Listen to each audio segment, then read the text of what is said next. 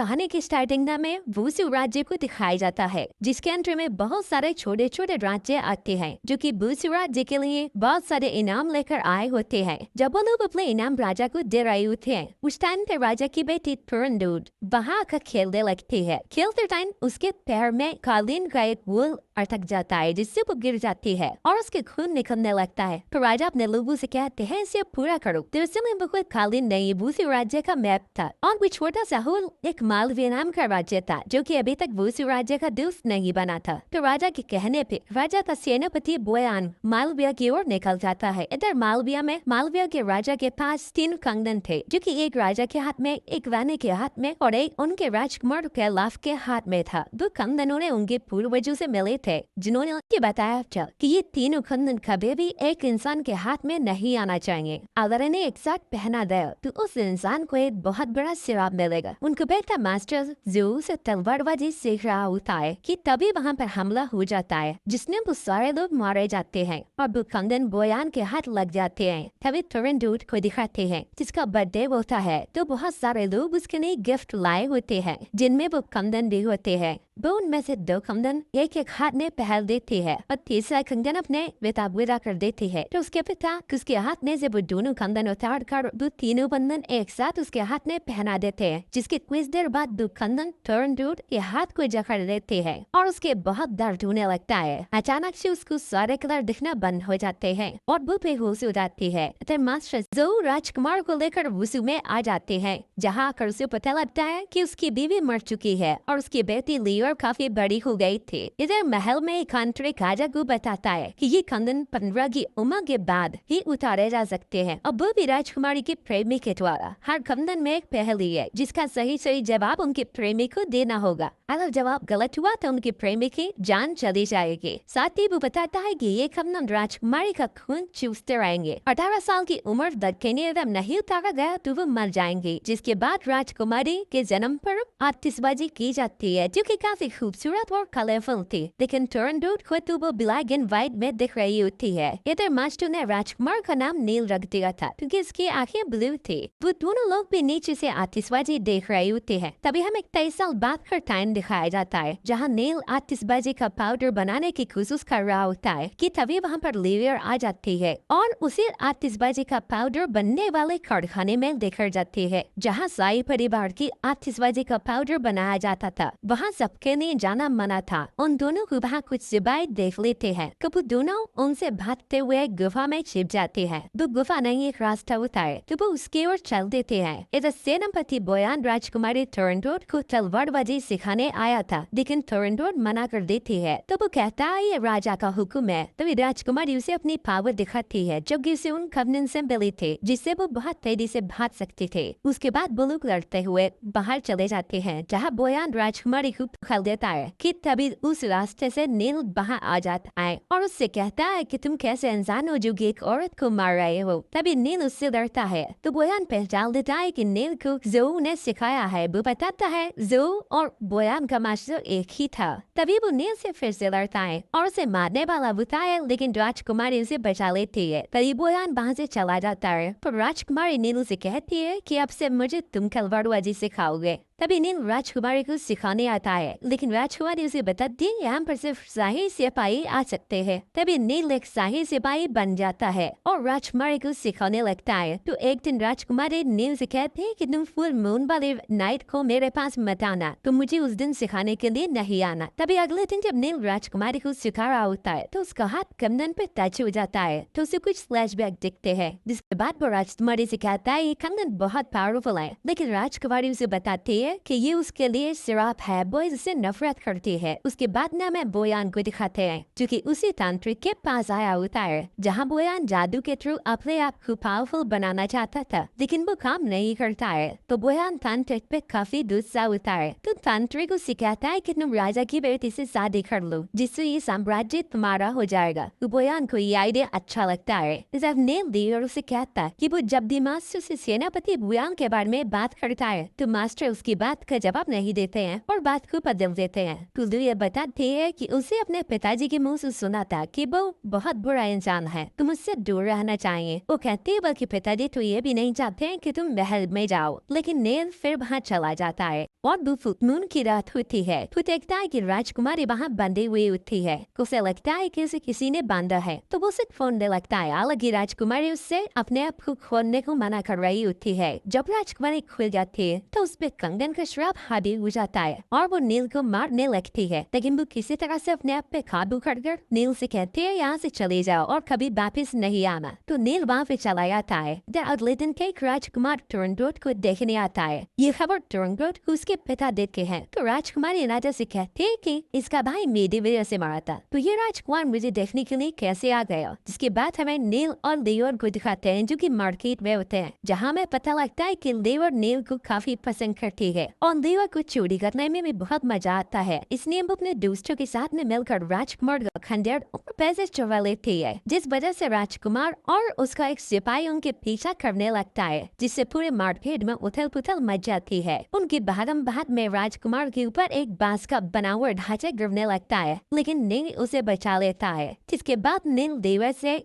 उसका खंजर और उसके पैसे भी वापस दिलवा देता है, जिससे राजकुमार काफी खुश होता है और वो नील को अपना भाई मान देता है। इसके बाद राजकुमार राजकुमारी से मिलने जाता है, जहाँ राजकुमारी का फेस ढका हुआ होता है। तो वो उससे अपना फेस दिखाने को कहता है और उसे देखने के लिए काफी करीब जाता है और उसके करीब जाकर उस पे खंजर से हमला कर देता है। लेकिन राजकुमारी अपनी पावर से उसे रोक लेती है और उसे वहीं बांध देती है। दरअसल में राजकुमार उससे अपने भाई का बदला लेने आया था, जिसके बाद उसे राजा के सामने पेश किया जाता है। तो राजा उससे कहते हैं कि अगर तुम तीनों पहलुओं पर सही जवाब दे दो तो मैं तुम्हें छोड़ दूंगा। लेकिन राजकुमार कहता है कि अगर तुमने मुझे मारना है तो मार दो। तभी राजकुमारी की कंदन का रिफ्लेक्शन नील के ऊपर पड़ता है, जिससे उसे कुछ याद आने लगता है जहाँ बहुत सारे लोग मारे जा रहे होते हैं। तभी अचानक से नील कहता है कि उन कंदन की पहलुओं का जवाब मैं दूंगा। तो सारे लोग उससे पूछते हैं वो ऐसा क्यों कर रहा है। तो वो बताता है कि राजकुमार ने उसे अपना भाई माना है, इसलिए वो अपने भाई को बचाना चाहता है। तो सारे लोग उसकी बात को मान देते हैं। उसे बताया जाता है कि अगर एक भी जवाब गलत हुआ तो उसे मरना होगा, लेकिन वो फिर भी राजी हो जाता है। जिसके बाद उसे एक जगह बैठा कर राजकुमारी उससे सवाल पूछती है कि ऐसी कौन सी चीज है जो तब बचती है जब कुछ नहीं बचता है। तभी नील अपनी आंखें बंद करता है तो उसे वही टाइम देखने लगता है जब मालविया पे हमला हुआ था। वहाँ उसकी माँ उसके पिता से वो तीनों खंदन पहनने को कह रही होती है, लेकिन वो मना कर रहा होता है, पर वो फिर भी उसे वो तीनों खंदन पहना देती है,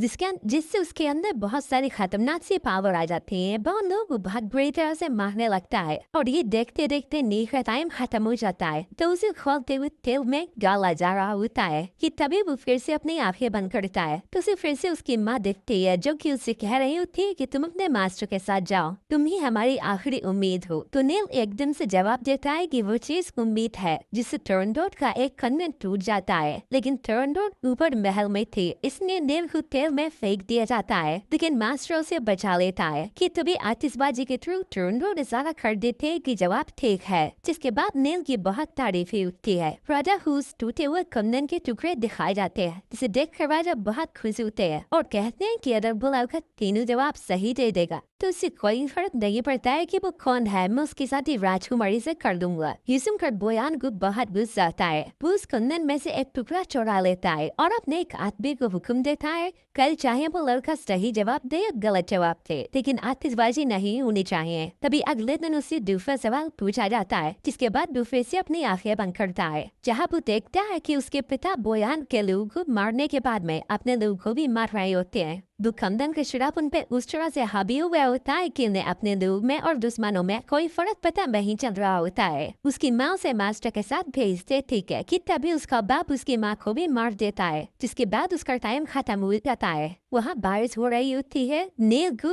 1000 कट लगा दिए मारने की सजा दी जाती है। जब उसके कट लगा रहे होते हैं तो वो अपनी आंखें बंद करता है, जहाँ से दिखता है कि उसकी माँ को मारने के बाद में उसके पिता ने खुद को भी मार लिया। वहाँ से पूरा खून ये खून होता है। तो वो एकदम से जवाब देता है कि दूसरे पहले का जवाब खून है, जिससे टर्नडोट का कंदन टूट जाता है। वो आतिशबाजी करने की कोशिश करती है, लेकिन कुछ लोग उन्हें रोक देते हैं और आतिशबाजी नहीं करने देते हैं। इधर बोयान नील को मारने को कह रहा होता है तो मास्टर कहते हैं कि उसका जवाब ठीक है, आतिशबाजी बारिश की वजह से नहीं हो पाई होगी। लेकिन बोयान नहीं मानता है तो सारे लोगों में फाइट होने लगती है। जहाँ बोयान मास्टर के सामने नहीं देख पाता है तो लियो को पकड़ देता है। तभी नील उससे कहता है कि उसे कुछ मत करना चाहे तो मुझे मार दो। तभी बोयान तलवार फेंक के नील के मारता है, लेकिन राजकुमारी वहाँ आ जाती है और नील को बचा लेती है और बताती है कि उसका जवाब ठीक है। तभी मास्टर नील को घर पे ले आकर उसके जख्मों पर मरहम लगा रहे होते हैं तो नील उससे कहता है कि मेरा नाम कैलाश है, तुमने मुझसे ये सब क्यों छुपाया। इधर बोयान दूसरे कंदन का भी टुकड़ा चुरा लेता है। वो अपने लोगों से कहता है कि उस लड़के को मार दो। तभी नील को दिखाते हैं वो बूसी राज्य को छोड़कर वहाँ से जा रहा होता है, लेकिन वहाँ पर बोयान के लोग आ जाते हैं। पर साथ ही वहाँ पर राजकुमारी भी आ जाती है, क्योंकि बोयान के लोगों को मारकर वहाँ से भगा देती है। वो नील से कहती है तुम कहाँ भाग रहे हो, तुम्हें अपना वादा तोड़ा है। तो नील कहता है वादे अपने से निभाए जाते हैं न कि दुश्मनों से। राजकुमारी उसे रिक्वेस्ट करती है कि वो उसकी पहले को सुइया दे, लेकिन नील ऐसा नहीं करता है। वो खुद ही उसकी तलवार को अपने भूप लेता है। पर बेउस वोटर टाइम वो एक वर्ड बोलता है जो कि पहले का आंसर था, जिससे टोरंटो का आखिरी कुंदन भी टूट जाता है और वो भी बेहोश हो जाती है। जब उसकी आँख खुलती है तो उसे सारे कलम नजर आ रहे होते हैं और नील डिंग बच जाता है, क्योंकि उसका दिल राइट साइड पर होता है। तो लियो बहुत खुश हो जाती है। तभी टोरंटो नील के पास आती है और उसे बताती है कि कल उनकी शादी है। तो नील उससे कहता है कि मैंने तुम्हारे सारे पहलुओं का जवाब दिया है, अब तुम्हें मेरी एक पहली का जवाब देना होगा, तभी मैं तुमसे शादी करूंगा। टोरंटो कहती है कि चाहे वो जो भी हो मैं तुम्हें उसका जवाब जरूर दूंगी। नील उससे कहता है तुम्हें ये पता लगाना होगा कि मैं कौन हूँ और कहाँ से आया हूँ। इधर बोयान उन तीनों कंदन की टुकड़ों की मदद से फिर से इस रिचुअल को करके बहुत पावरफुल बन जाता है। उसकी बॉडी खुद ही कुछ सेकंड में हील हो जाती है। उसके तलवार से कट मारने पर वो कट बहुत ही आसानी से हील हो जाते हैं। अब बोयान उसे उस कंगन का मालिक ही मार सकता था। बोयान ऑफ थंडर को भी मार देता है। इधर बोयान मास्टर को मारने के लिए जाता है, जहाँ से नील भी मिल जाता है तो वो उसे भी मारने लगता है, लेकिन वहाँ राजकुमारी आ जाती है। वो बोयान से कहती है इसे छोड़ दो। तो बोयान उसे कहता है ये हमारा दुश्मन है। तो राजकुमारी कहती है मैं पिताजी से बात करूंगी, लेकिन बोयान उसकी नहीं सुनता है। तो राजकुमारी से कहती है कि तुम जो भी कहोगे मैं वो करूंगी। तो बोयान कहता है कि तुम्हें मुझसे शादी करनी होगी, जिसके लिए राजकुमारी राजी हो जाती है। इधर वो तांत्रिक किसी तरह से बच गया होता है और वो आतिशबाजी वाले मास्टर के पास पहुंच जाता है। अगले दिन नील को राजा के सामने पेश किया जाता है, जहाँ बोयान उसे मारने वाला होता है कि वहाँ पर टोरंटो आकर उसे रोक देती है। वो बताती है कि बोयान ने बिना किसी समझौते के मालविया पे हमला किया था। कबा के तौर पे वो तांत्रिक को लाई होती है, क्योंकि राजा को बताता है कि मालविया के लोग शांत स्वभाव के थे, वो कभी भी किसी के साथ नहीं लड़ते थे। अलादीन से समझौता करता तो वो मान जाते, लेकिन इसने ऐसा नहीं किया। इसने डायरेक्ट उन पर हमला कर दिया था। तभी बोयान तांत्रिक को मार देता है। इसके बाद वो गद्दारी पर उतर आता है। वहाँ पर ज्यादातर उसके सिपाही होते हैं। वो लोग उनसे फायर करने लगते हैं, जब मास्टर घायल हो जाते हैं, क्योंकि बोयान पे किसी भी तलवार का असर नहीं हो रहा होता है। तभी नील और राजकुमारी आतिशबाजी वाली गुफा में चले जाते हैं, जब बोयान भी उनके पीछे आ जाता है और उनके बीच में बहुत खतरनाक फाइट होती है। बोयान बहुत ज्यादा पावरफुल बन गया था, इसलिए वो लोग उसे मार नहीं पा रहे होते हैं। बोयान टोरंटो को एक पंच मारता है, जिससे उसका खून निकल आता है और वो ब्लैक तलवार पे लग जाता है। और तभी वही तलवार नील बोयान के भूख देता है, जहाँ उसकी बॉडी पर टोरंटो का ब्लेड पड़ता है। उस जगह पर उसकी पावर काम नहीं करती है, वो तलवार उसके अंदर डूब जाती है, क्योंकि टोरंटो उन कंदन की मालिक थे, इसलिए बोयान जलकर वही मर जाता है। उसके बाद में टोरंटो भी नील की गोती में अपना दम तोड़ देती है। इसके बाद में नील वहाँ से अपने राज्य मालविया चला जाता है, जो कि लियो को बहुत बुरा लगता है और नील अपने माता पिता की तरह अपने राज्य को संभालता है और उन्हें आतिशबाजी सिखाता है। और यही हमारी मूवी का एंड हो जाता है।